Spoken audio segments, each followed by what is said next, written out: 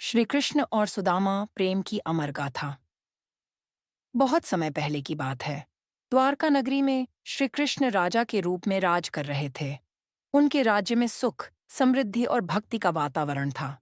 लेकिन उसी समय बहुत दूर एक छोटे से गांव में श्री कृष्ण का बचपन का मित्र सुदामा अत्यंत गरीबी में जीवन व्यतीत कर रहा था। सुदामा एक ब्राह्मण थे। वह विद्वान तो थे, परंतु सांसारिक जीवन के लिए आवश्यक साधनों का अभाव था। उनके पास न तो ढंग के वस्त्र थे, न ही पर्याप्त भोजन। फिर भी वे हर परिस्थिति में श्री कृष्ण का स्मरण करते रहते थे।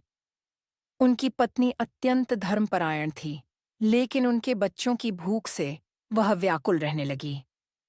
एक दिन उसने सुदामा से कहा, आपके मित्र श्री कृष्ण अब द्वारका के राजा हैं।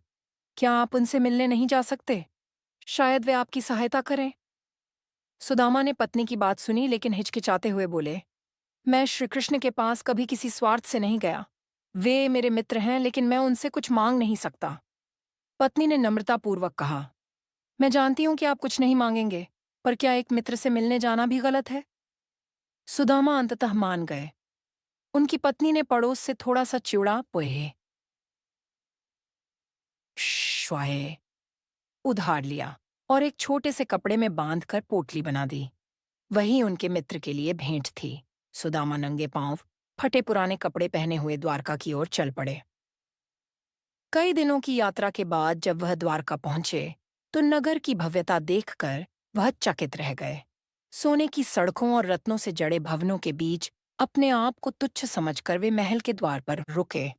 द्वारपालों ने जब उनके आने का कारण पूछा, तो सुदामा ने कहा, मैं कृष्ण का बचपन का मित्र हूं, उनसे मिलना चाहता हूं। द्वारपालों को विश्वास नहीं हुआ। उन्होंने सुदामा की स्थिति को देखकर उन्हें भीतर जाने से मना कर दिया। उसी समय श्रीकृष्ण को सूचना मिली। उन्होंने जैसे ही सुदामा नाम सुना, तुरंत सिंहासन से उठ खड़े हुए। नंगे पांव दौड़ते हुए महल के बाहर पहुंचे। उन्होंने अपने मित्र को गले से लगा लिया। उनकी आंखों से अश्रुधारा बहने लगी। उस पल में राजा और भिक्षुक का कोई भेद न रहा। सुदामा को महल के भीतर लाया गया।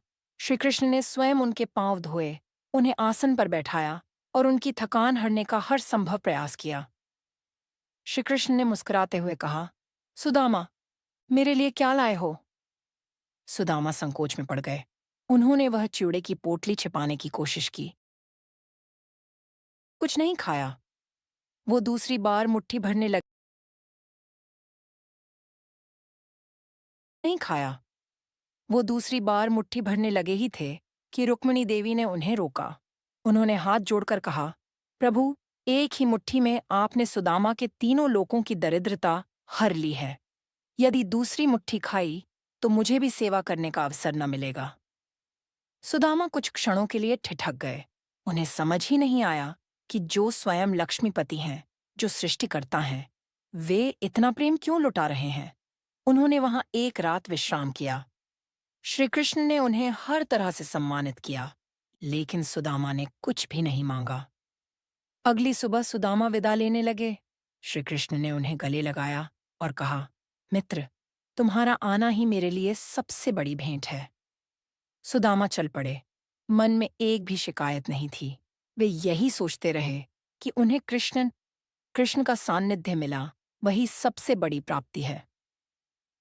गांव के पास पहुंचते हुए उन्होंने देखा कि जहां पहले उनकी टूटी फूटी झोपड़ी थी, वहां एक भव्य महल खड़ा है।